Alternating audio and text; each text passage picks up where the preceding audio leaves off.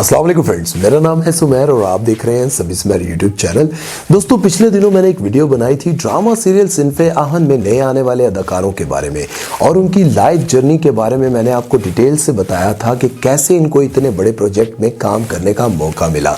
तो आप लोगों ने बहुत रिक्वेस्ट की कि हमें ड्रामा सीरियल परिजात में नए आने वाले अदाकारों के बारे में भी बताएं। तो मैंने जब रिसर्च की तो मुझे पता चला कि मामलात इतने सीधे नहीं है जितने नजर आ रहे हैं। जब मैंने रिसर्च की इन तमाम टैलेंटेड एक्टर्स के बारे में तो पता चला कि ये लोग जो आपको अचानक से एक बड़े से प्रोजेक्ट में एक बहुत बड़े ड्रामे में नजर आ रहे हैं, इसके पीछे इनकी 30 साल की मेहनत है और इन लोगों ने न जाने कितने प्रोडक्शन हाउस के धक्के खाए और किन किन से जलील हुए, तब जाकर एक इतने बड़े प्रोजेक्ट में ये नजर आए और इन्होंने आते ही अपनी कमाल एक्टिंग से पूरे पाकिस्तान बल्कि हिंदुस्तान में भी अपना नाम बना लिया। तो चलिए वीडियो शुरू करते हैं, लेकिन उससे पहले आप दोस्तों से गुजारिश है कि हमारे चैनल को सब्सक्राइब कर दें और बेल आइकन पर क्लिक करना हरगिज़ मत भूलिएगा। तो चलते हैं आज की वीडियो की तरफ। सबसे पहले हम बात करेंगे असद मुमताज मलिक की। दोस्तों, इन्होंने परिजात ड्रामे में गुरु का किरदार अदा किया और इन्होंने बहुत ही जबरदस्त अदाकारी की और ड्रामे में इनकी धुआंधार एंट्री के बाद ड्रामे का लुत्फ दोबाला हो गया। असद मुमताज बताते हैं कि मुझे बचपन से ही एक्टिंग का बहुत शौक था, लेकिन मेरे वालिदैन चाहते थे कि मैं पढ़ लिख कर डॉक्टर या इंजीनियर बनूं क्योंकि मेरा खानदान काफी पढ़ा लिखा था। असद बताते हैं कि आज से 30 साल पहले जब मैंने मैट्रिक किया तो घर वालों से छुपकर पीटीवी के दफ्तर के चक्कर लगाने लगा और सोचने लगा कि काश मुझे भी कोई एक्टिंग में चांस दे दे। लेकिन उस वक्त पूरे पाकिस्तान में एक ही चैनल हुआ करता था, पीटीवी, और बहुत सारे एक्टर्स उम्मीदवार होते थे काम के लिए। शायद इसीलिए उस वक्त मुझे किसी ने मुंह नहीं लगाया। फिर मैंने दिल बर्दाश्ता होकर पढ़ाई कंटिन्यू की और एक दिन अपने दोस्त के साथ शुगल में एक शादी पर एज अ कैमरामैन चला गया और शादी की वीडियो बनाई और काफी मजा आया। लेकिन मुझे कैमरे की दुनिया से अजीब सा लगाव महसूस हुआ और मैंने सोचा कि कैमरे के सामने ना सही कैमरे के पीछे ही रहकर अपना शोबिज का शौक पूरा कर लूं। और फिर मैंने कई साल कई ड्रामों में एज अ कैमरामैन काम किया और आहिस्ता आहिस्ता मेरी तरक्की होगी और मैं एक कैमरामैन से डायरेक्टर ऑफ फोटोग्राफी और फिर डायरेक्टर बन गया। पूरी इंडस्ट्री जानती थी कि मुझे एक्टिंग का बहुत शौक है क्योंकि मैं सेट पर एक्टर्स की हेल्प के लिए एक्टिंग कर करके इनको सीन समझाता।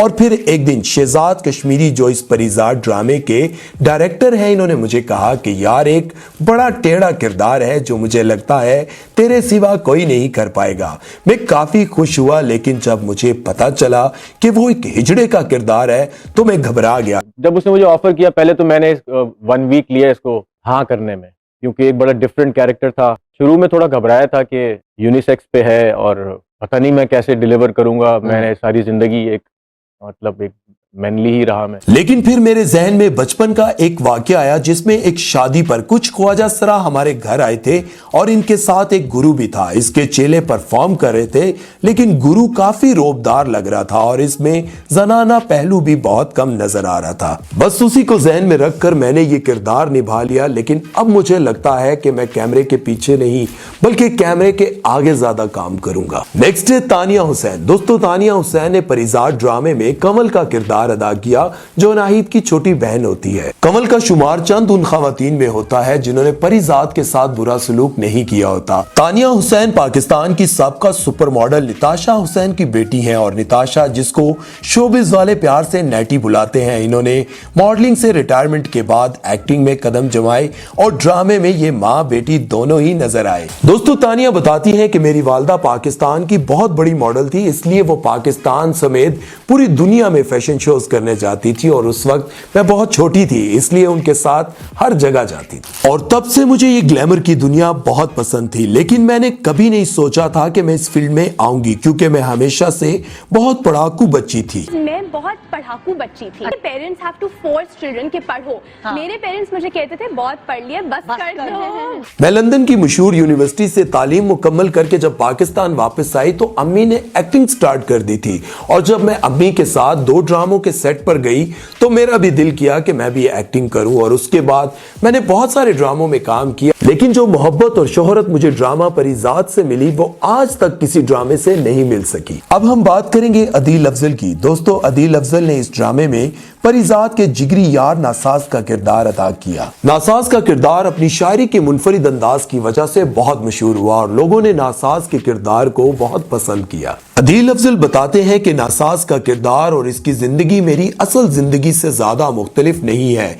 इसकी वजह इन्होंने ये बताई कि जिस तरह नासाज की उम्र काफी ज्यादा होती है लेकिन वो बार बार फेल होने की वजह से अभी तक कॉलेज का स्टूडेंट होता है, इसी तरह मैं भी जिंदगी में बहुत बार फेल होता रहा और यहाँ तक कि अगर पूरी क्लास भी पास हो जाती तब भी मैं फेल हो जाता। मैं मैट्रिक के बाद ऑलमोस्ट हर जगह फेल हुआ हूँ। एफएससी में फेल हुआ था, फिर सेकेंड ईयर में किसी तरह पास हो गया, फिर ग्रेजुएशन में फेल हो गया, फिर मास्टर्स जब मैं करने गया तो मास्टर्स में भी सारी क्लास पास हो गई, मैं फेल हो गया। और उन्होंने ये भी बताया कि जब मैं यूनिवर्सिटी गया तो मेरे साथ भी शाहरुख खान की फिल्म मैं हूं ना वाला हाल हुआ। सारे स्टूडेंट्स मेरे सामने बच्चे थे और मैं उनके सामने अंकल। वो जैसा मैं हूं ना में शाहरुख खान वाला हिसाब था, एक तो वो था कि मेरी एज ज्यादा थी और मैं दोबारा ग्रेजुएशन करने आया था और सारे छोटे छोटे बच्चे बच्चियां थे। खैर, इसके बाद मैंने कुछ अरसा रेडियो में भी काम किया और फिर एक बहुत बड़े अखबार में एडिटर के तौर पर भी, और मैं शायर भी था और साथ साथ राइटर भी।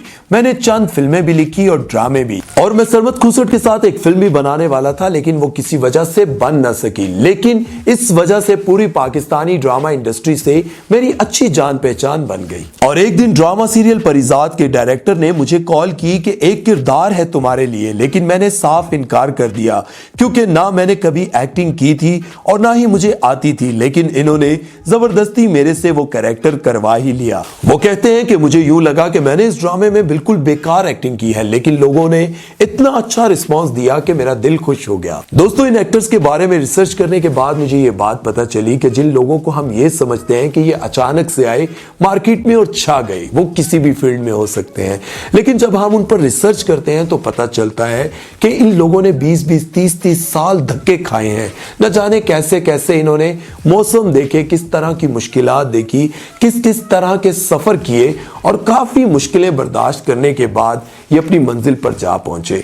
लेकिन बहुत सारे लोग सिर्फ यही समझते हैं कि यार एक्टिंग तो आती नहीं थी, ये तो बिल्कुल फारिग बंदा था और अचानक से आया और किसी की सिफारिश के साथ एंट्री मारी और अपना नाम बना लिया। लेकिन हम लोग कभी पीछे मुड़कर उनकी तरफ देखते ही नहीं है। हमने कभी उन पर रिसर्च ही नहीं की होती कि यार इन लोगों ने कितनी मेहनत की। याद रखें, जो लोग मेहनत करते हैं और डटे रहते हैं, बाहिम्मत रहते हैं, चाहे वो किसी भी फील्ड में हो, वो एक ना एक दिन अपनी मंजिल पर जरूर पहुंच जाते हैं।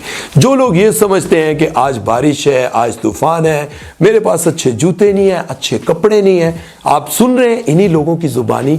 इनके पास कुछ नहीं था, ना तालीम अच्छी थी, ना इनके पास अच्छे कपड़े थे, ना अच्छी जॉब थी, ना ही सिफारिश थी, लेकिन आज एक ड्रामे ने इनको सुपरहिट बना दिया।